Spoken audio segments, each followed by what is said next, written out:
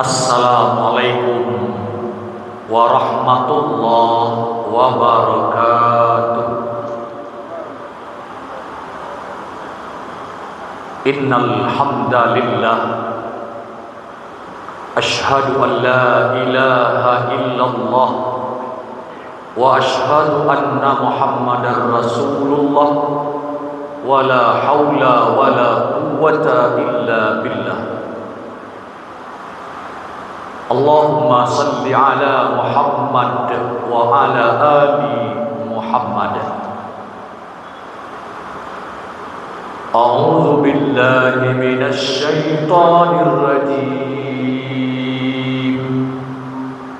Bismillahirrahmanirrahim. Ya ayyuhalladzina amanu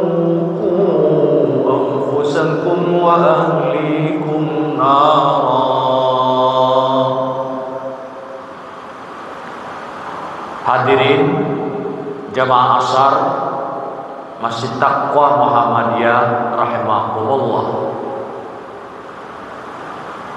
Salah satu ayat yang memerintahkan kepada kita untuk menjaga keluarga adalah ayat yang kita baca tadi, sekaligus menjadi tema pengajian pendek kita pada asar ini, yakni menjaga keluarga. Wahai orang-orang yang beriman,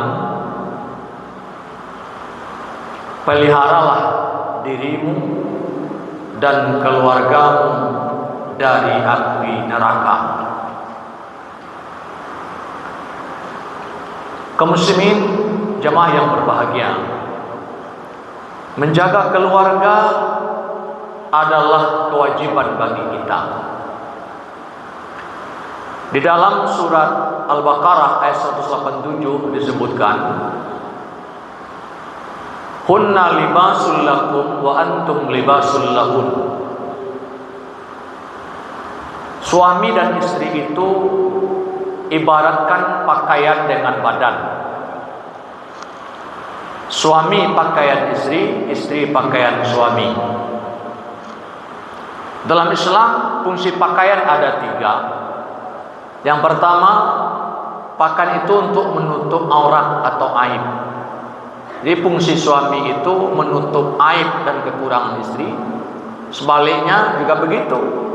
Istri menutup aib dan kekurangan suaminya. Jadi tidak boleh saling membuka, dan sudah itu saling menutup. Fungsi pakaian kalau terbuka, ada rada-rada terbuka, cepat ditutup. Tutup rapat supaya tidak ketahuan, tidak kelihatan oleh orang yang tidak boleh melihat aib. Keluarga itu hanya boleh diketahui oleh keluarga. Aurat itu khusus untuk suami dan istri. Kalau bukan suaminya tidak boleh. Kalau bukan istrinya tidak boleh.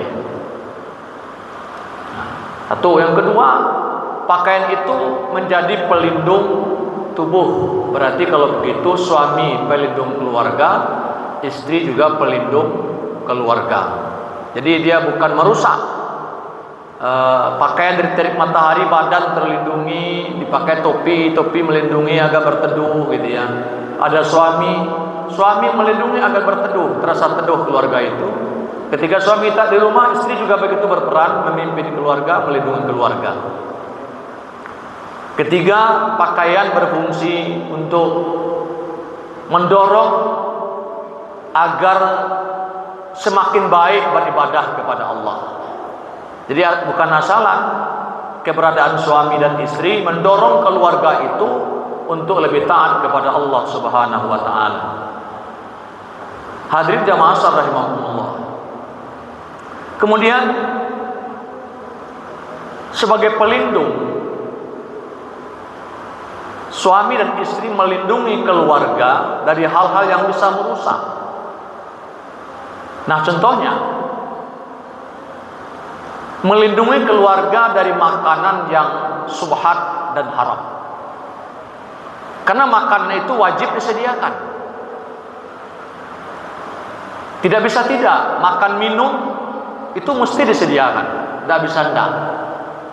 Tetapi makan dan minum itu mesti berasal nutrisinya dari yang halal dan baik. Nutrisi dalam Al-Quran itu disebutkan kulu mimma fil ardi halalan thayyibah, halal dan baik. Jadi nutrisi yang disuguhkan kepada keluarga oleh suami dan istri sebagai pemimpin dalam rumah tangga itu adalah nutrisi yang halal dan baik untuk menjaga keluarga.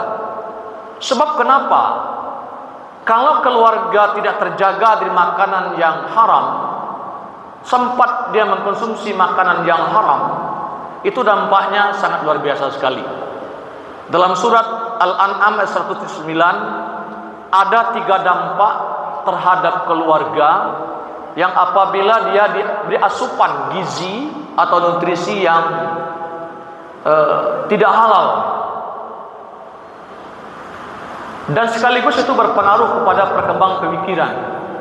Yang pertama disebutkan pengaruh makanan yang tidak halal itu kepada anggota keluarga adalah pertama terhadap pendengarannya.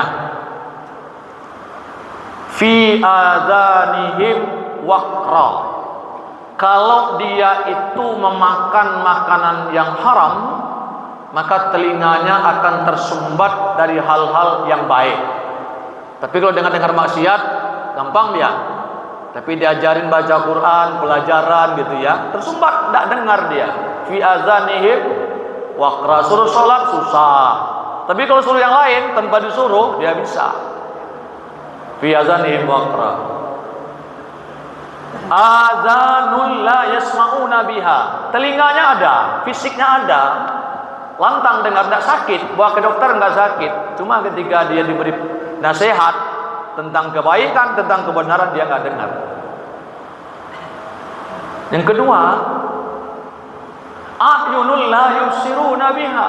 Dampak memakan harta haram itu, mata tidak bisa mencontoh, nampak pun yang baik-baik. Itu diajarin sholat, diperhatikan sama guru, nah begini cara sholat, nggak bisa.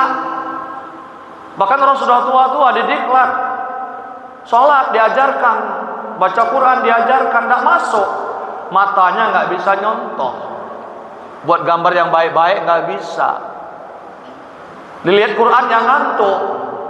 Tapi kalau baca novel, nyala mata dia. Jadi salah satu bentuk pengaruh ke panca indera adalah kepada penglihatan. Penglihatan itu tidak berfungsi sebagaimana mestinya. Ada dia baca, ada, tapi tidak ngaruh. Ketiga disebutkan qulubul la yafqahuna biha. Hatinya ada, tapi hati itu tak bisa memahami. La yafqahu, tidak bisa memahami sesuatu. Nampak harta yang haram. Nah, pada pengajian lampau kita sebutkan 3 ini, pendengaran, penglihatan dan hati adalah komponen organ tubuh manusia yang kemudian memberikan informasi kepada otak dan pikiran. Bila sumber informasi dari pendengaran itu negatif, yang sampai ke otak juga negatif. Bila sumber penglihatan itu negatif, maka sampai ke otak juga negatif. Begitu juga dengan hati. Oleh karena itu, bisakah berpengaruh kepada pikiran seseorang jadi negatif karena pendengaran? Bisa.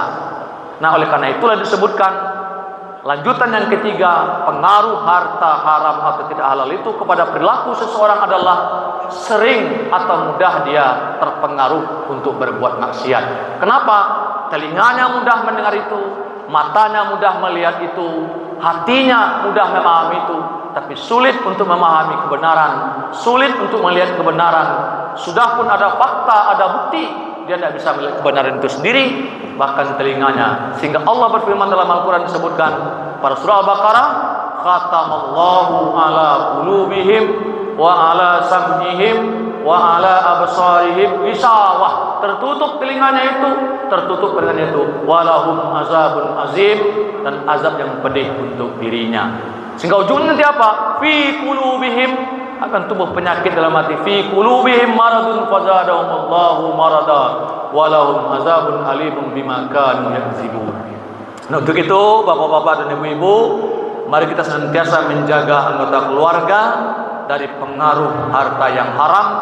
Haram itu bukan zatnya, tapi haram itulah perbuatan, cara mendapatkan harta tersebut, karena sangat berpengaruh. Nutrisi yang tidak halal sangat berpengaruh terhadap pola kehidupan, kepribadian, dan akhlak dalam keluarga. Mudah-mudahan kita benar-benar diberikan kekuatan oleh Allah Subhanahu wa taala untuk memberikan asupan gizi dan nutrisi kepada keluarga kita masing-masing dari sumber yang terjamin kepastian dan kehalalannya. Amin ya rabbal alamin. Wabillahi taufiq wal hidayah. Wassalamualaikum warahmatullahi wabarakatuh.